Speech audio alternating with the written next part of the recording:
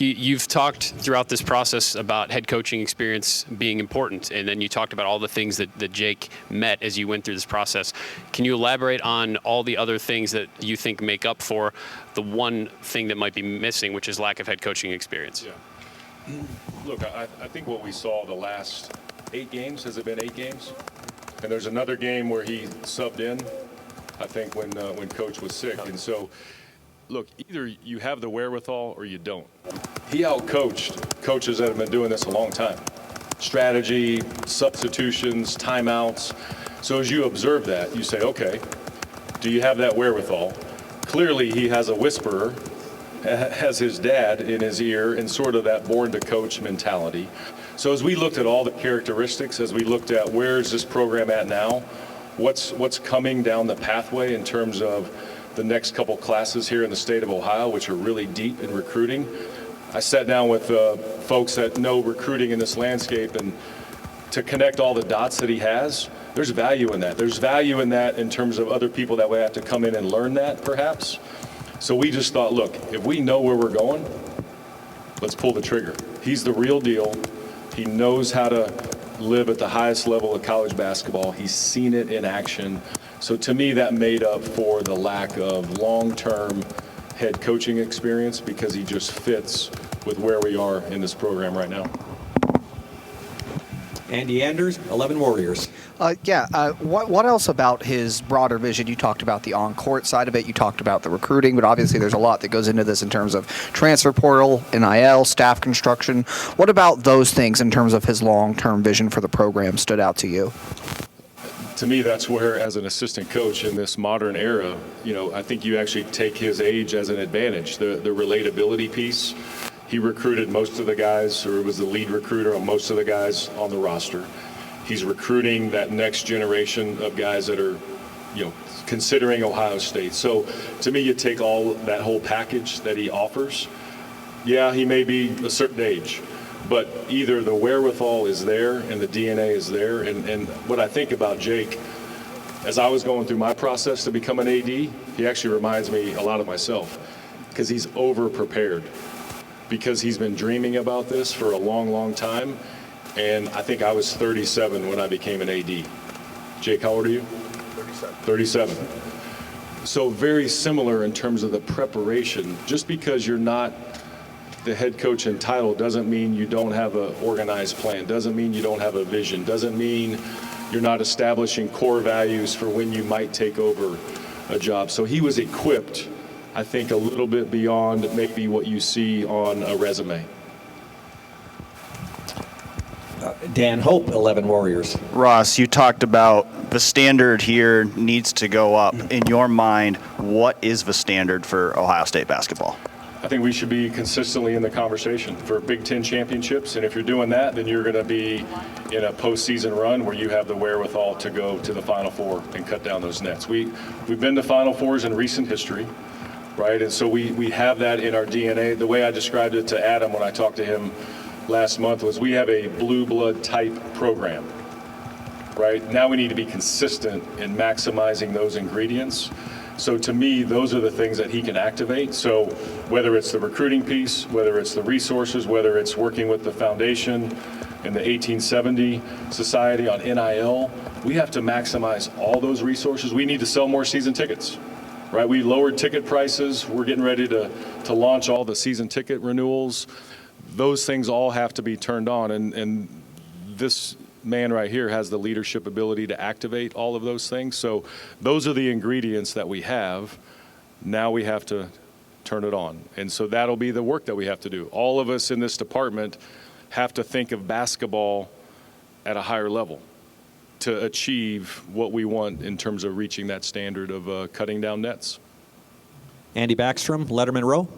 Ross, you said that you started this process in Texas when you were still on sabbatical. Then you got here in Columbus. What most impressed you, I guess, about Jake as a leader once you got here and you got to see it in action? I saw it in that Purdue game, and I thought he was actually going to play. I think he was on the court a couple times. I think they told him to back off. To me, you saw the energy, you saw the connectivity, you saw that he was maybe going to open up the style of play a little bit more. Maybe there's a little more freedom of playability, if you will. That's what players want to play in. They want to play in a structured but yet open style to maximize their talent. So you saw all of those things. And then when I came to the game on March the 3rd, I saw the environment and what it's capable of. I saw the way we played. I mean, we hammered them in the second half. I mean, that was awesome to see, right? And so all of those elements just came together. And then you have to sit down and talk. So we met with Jake, I don't know, 2 or 3 weeks ago when I got here. We met in person, and then through conversations solidifying what that plan could be, what he brings to the table, what his blueprint could be for this program in terms of the program identity. Again, it was the right decision for all of those reasons. Pat Murphy, 24/7 Sports. Ross, similar to kind of what you were just saying, but when you have an interim coach, you often see a bump. How do you distinguish between the pressure's off, guys are playing free under a different guy, versus sort of what you were just talking about with Jake as the coach, knowing that this will be a different situation come November next year? Well, I think that's what you have to test him on, and that's what the conversations were about, right? This isn't just 5 weeks, right? This is, okay, this is a long-term vision, and do you have the plan? Are you prepared to make the right kind of adjustments that we need to make, knowing that we have a really good foundation, but are you prepared to make those? And that's through conversation. You test that willpower that he has. And again, people are born to do this, and there's leadership, there's innate leadership abilities that you see manifest in conversations, in interactions. The way he carried himself in the media, he never made it about self-preservation, that he's doing everything to manipulate it to get the job. He was doing everything what's best for the program in this time. So all of that comes with a maturity level where you know that this is sustainable, and that came through in the process. Tim May, The Tim May Show, and Letterman Row. Thanks, Jerry. Ross, did it hit you in Minneapolis? When did it hit you that this was this was the right call? This was your decision? Honestly, And what- yeah, Dan and I don't know the exact date. I guess I got here on March 2nd. I'm trying to think what date we first sat down and met with Jake. Honestly, I walked out of the room and I said, this guy could do the job. There is no question that he could do the job. He's got the ability. He's got the leadership skills. He's got the connectivity. And then as I really researched more the recruiting pieces of it, the leadership pieces of it, spending more time with him, I'm watching him in person. I went to a practice last week. You see how that's organized. You see that energy. Again, you kind of know it when you see it. And so that piece of it really came together over the last couple weeks. And then I told everybody that I talked to about this, that this is a key weekend. Selection Sunday, transfer portal, even though it's been open here on our campus for a while, the transfer portal starts today. We wanted to make a postseason run, but I knew that you had to have some kind of clarity going into this weekend and going into this week. There's a lot of jobs open, right? And so if we honed in on the right person, let's just pull the trigger and let's make it happen, and let's provide the clarity for our roster. Let's provide clarity in recruiting. Let's provide clarity in the transfer world that this is our guy, and let's go. And tomorrow night we tip off at 7 o'clock under his leadership permanently. Rob Aller, Columbus Dispatch. He said he kind of has a lot of intangibles, and players have said he's got the it factor. Mm-hmm. Maybe you already spoke to this, but what do you see as an it factor in him? Honestly, it's really the moment that we had, like in the kitchen, living room at the Diebler house. Like, it is about family values. It is about faith. It is about togetherness. If you have those characteristics in your home life, that's going to carry over to your professional life. And then you see the way he connects with our current players, with our former players, the way he connects with our donors. All of those things just stand out in a meaningful way, that it's not fake. One of the things I've learned in the last couple of weeks is there's not pretense here at Ohio State. And if anybody signifies that, it's Jake Diebler. So that's just real and genuine, and to me that carries over to whatever realm we're going to be in, whether it's recruiting, whether it's interacting with the public, whether it's out campaigning for season tickets or donations. It's the personality that matters, and leadership ability is leadership ability.